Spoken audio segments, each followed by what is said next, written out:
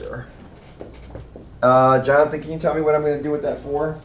Before you're gonna put it down. I'm going to bring it down. Okay. Bring it down. Now I have 104. Take us back to that point in your life when thinking about joining the military became actual action and enlisting in the military. I just knew that I didn't want to remain in my old neighborhood. I kind of wanted, I wanted kind of a way out, and the Navy was that for me. So with the help of my mom, I was only 17 at the time. My mom needed to sign for me in order to enlist. So she agreed with me. I probably needed to kind of get out of the neighborhood. I was what they call a boatswain's mate. It's one of the oldest professions in the Navy.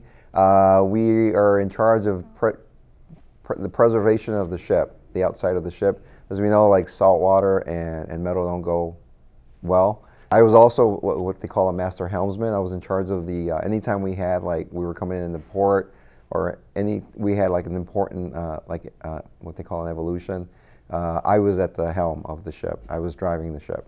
So, and my secondary job was to be a search and rescue swimmer. So if anyone ever fell in the water, it was my job to go get them. If I have 4, 1, 2, 3, 4, say 4 pieces of candy, 23 kids, is each kid going to get a piece of candy? No. So I can't make any groups of 23 with 4. When I got out of the Navy, I became I was going to go to school, and the little money I had saved up ran out. So I started working on the railroad, and I ended up eventually becoming a railroad engineer. 8 years of that, and then I made the decision that I needed to go to school. I went back to school, got my degree, and then I started teaching here in Valley View in '07. And then I took a break for a few years to stay home with my kids, and then I returned in 2012 to Tibbott. So I've been here ever since. Why are we using 4? We already know that 52 times 4 is what? 208. Okay, are we going to have a remainder? No. When we subtract, we're going to have nothing. Okay. Perseverance was like a lesson that I learned from the Navy that I bring here, because a lot of times we actually talk about it a lot here.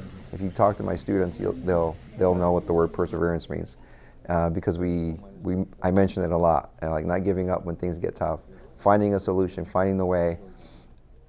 It took me 3 times to become a search and rescue swimmer.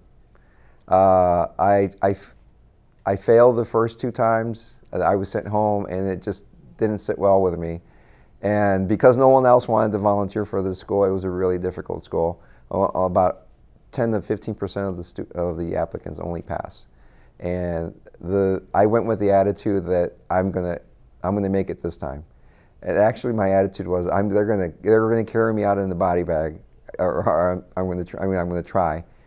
I'm gonna make it out of here. So you've done times 3, times 5, down to 52 times 4. Try that. In the beginning of the school year, they may come in and they think that everything's going to be handed to them, but I start teaching them, showing them strategies that they can use, not just in the classroom, but outside of the school, that if they're interested in something, they can find the information. If they are interested in something, they can pursue it. They don't have to be afraid. And so then they start to see that, and their confidence builds, and that's really like one of the coolest things that I get to see.